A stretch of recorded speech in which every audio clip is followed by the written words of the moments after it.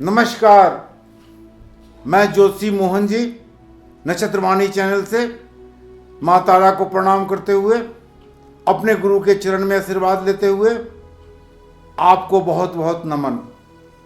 आज का विषय है किस ब्रह्मांड में शनि का बकरी होना। 23 मई 2021 को शनि बकरी हो रहे हैं। आज उसी पे मैं चर्चा करता हूँ। 23 मई 2021 से 11 अक्टूबर 2021 तक शनि बकरी रहेंगे मकर राशि में। और मकर राशि का विशेष गुण है कि ये राशि गवर्नमेंट की राशि है, ये राशि क्रिया कर्म करने की राशि है, ये राशि बहुत मेहनत कश राशि है और शनि मेहनत कश कर रही हैं और ये रहेंगे श्रवण नक्षत्र में। शनि का बकरी होना 19 डिग्री से बकरी होना शुरू होंगे और 12 डिग्री तक बकरी चलेंगे और 12 डिग्री के बाद फिर मार्गी होंगे। आज का वीडियो कन्या राशि, कन्या लग्न, तुला राशि और तुला लग्न पर है। मैं पहले ही बता चुका हूं आपको कि आप चंद्रमा से भी देख सकते हैं, यानी चंद्रमा जिस नक्षत्र में हो लग्न से भी देख सकते हैं।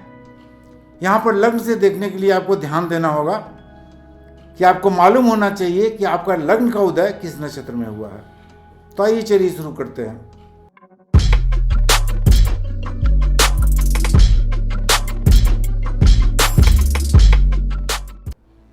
सबसे पहले मैं बता दूं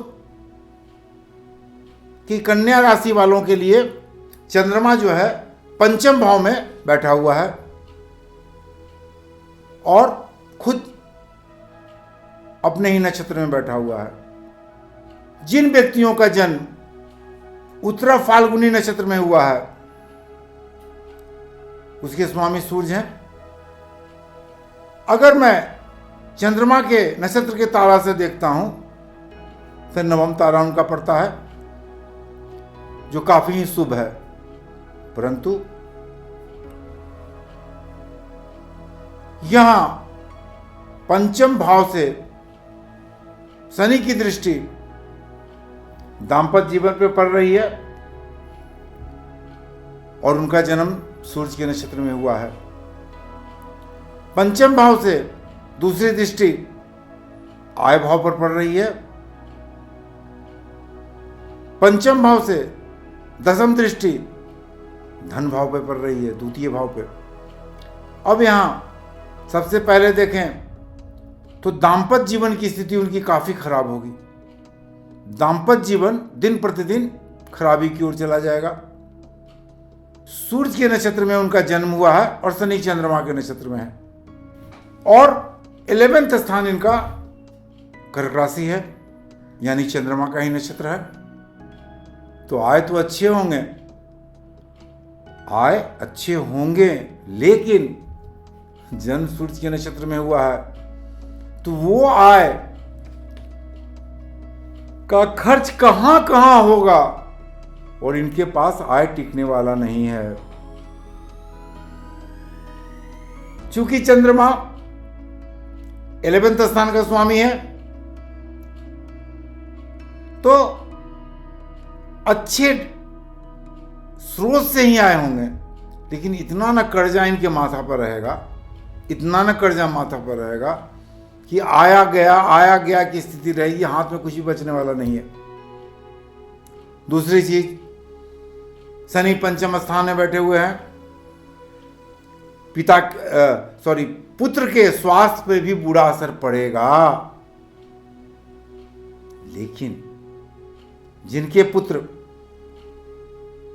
तकनीकी शिक्षा में विदेश जाना चाहते हैं, तकनीकी शिक्षा को लेने के लिए विदेश में फॉर्म भरे हैं, उनको वीसा मिलने में दिक्कत हो रही है, उनके पुत्र को तकनीकी शिक्षा में प्रवेश विदेश में मिल सकता है, पढ़ाई लिखाई का वीसा भी मिल सकता है।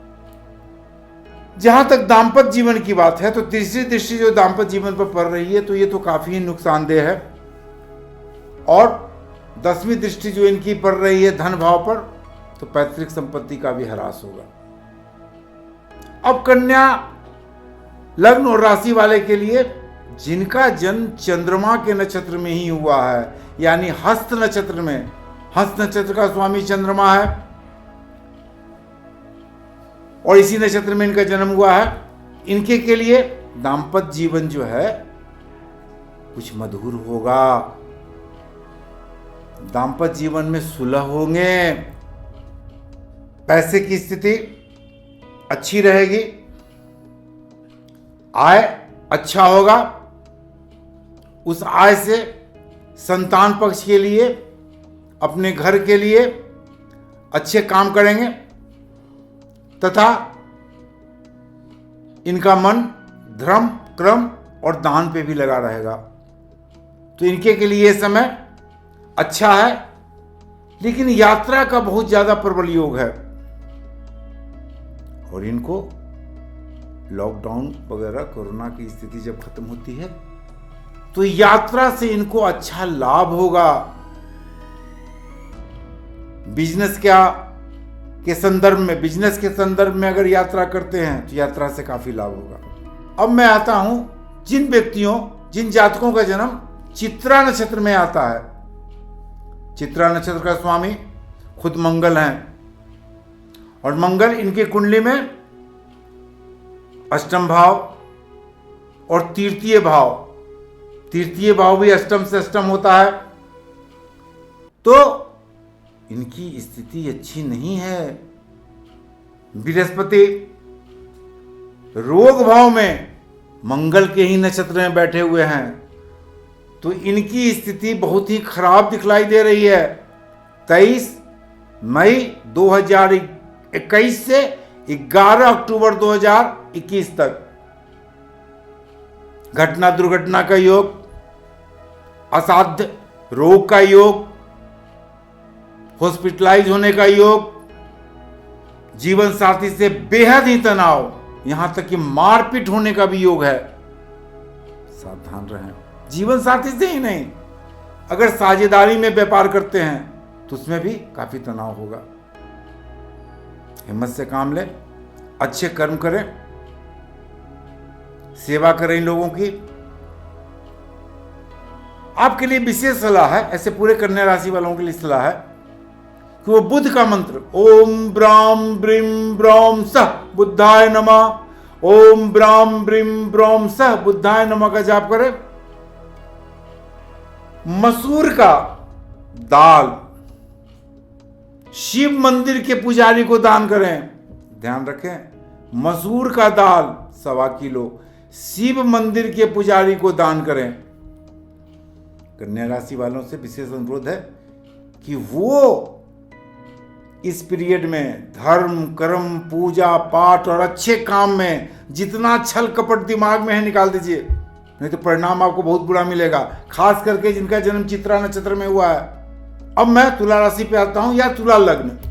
शुरू से ही मैं बताता आ रहा हूं कि लग्न से देख रहे हैं तो अब अवश्य देखें कि आपका जन्म लग्न का उदय किस नक्षत्र में हुआ है।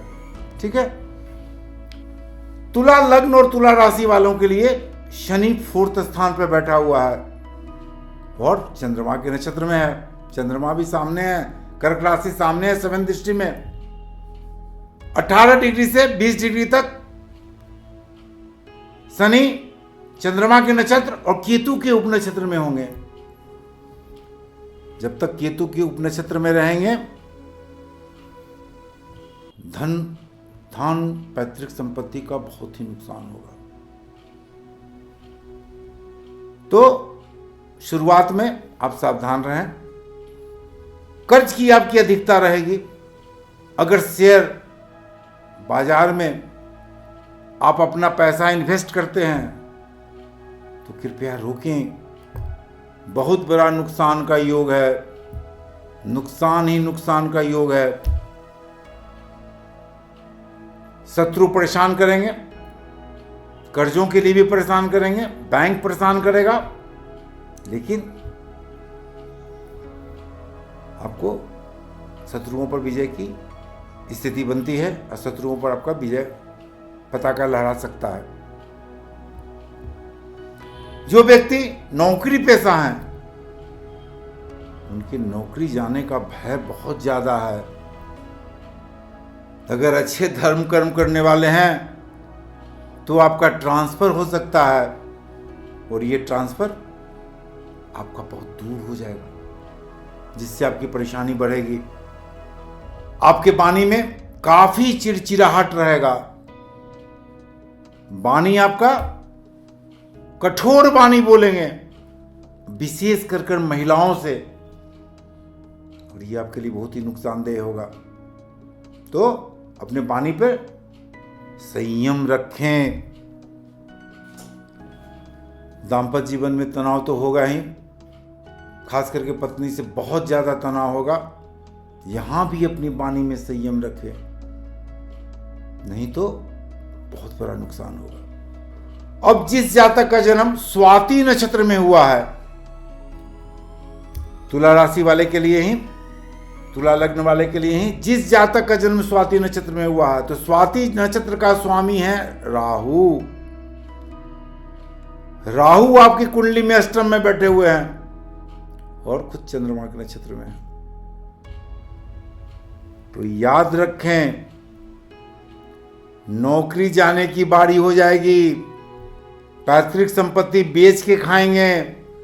जब पैतृक संपत्ति बेच के आप खाएंगे तो यहां आपकी पत्नी आपसे काफी झंझट करेगी, लड़ाई करेगी, उससे भी सावधान रहें। मगर एक फायदा आपका दिखलाई दे रहा है, वो है कोई ऐसी संपत्ति जिससे आप हाथ धो चुके हैं, वो अचानक मिल जाएगा और आपको बहुत बड़ा राहत होगा। आप उड़द का दाल बुजुर्ग को, बूढ़े को, गरीब को, भंगी को दान करें, इससे आपको फायदा होगा। अब जिस व्यक्ति का जन्म विशाखा नक्षत्र में हुआ है, विशाखा नक्षत्र का स्वामी खुद गुरु हैं। जिस व्यक्ति का जन्म विशाखा नक्षत्र में हुआ, तो गुरु यहां बैठे हुए हैं मंगल के नक्षत्र में, कुंभ राशि में। उनके संतान भाव का काफी तरक्की होगा। गुरु खुद आदेश देंगे शनि को, संतान भाव में काफी तरक्की। जो लोग पॉलिटिशियन हैं, उनको जनता से काफी सहयोग, घर के व्यक्तियों से सहयोग, आय के स्रोत में बहुत तेजी से वृद्धि। परंतु आपकी पत्नी या आपके पति की स्थिति स्वास्थ्य में खराब होगी, इस पे आपको ध्यान देना है। आपके पेट में तकलीफ हो सकता है, ऐसी बीमारियां हो सकती हैं जिसके कारण आपको ऑपरेशन कराना पड़े, तो इसी पीरियड में आप ऑपरेशन करा लें, क्योंकि बृहस्पति मंगल के नक्षत्र में है और बृहस्पति आपके लग्न को देख रहा है, तो सर्जरी आपको देता है और सफल सर्जरी देता है। जिस व्यक्ति का पेट में प्रॉब्लम और ऑपरेशन की स्थिति बनती है, वो इस पीरियड में ऑपरेशन करा ले। आज का वीडियो इतना ही। कल पुनः मिलूंगा। वृश्चिक राशि और धनु राशि को लेकर कोरोना से सावधान रहें और सरकार के दिए हुए निर्देशों का पालन करें। मेरे चैनल को लाइक करें, सब्सक्राइब करें, शेयर करें। नमस्कार।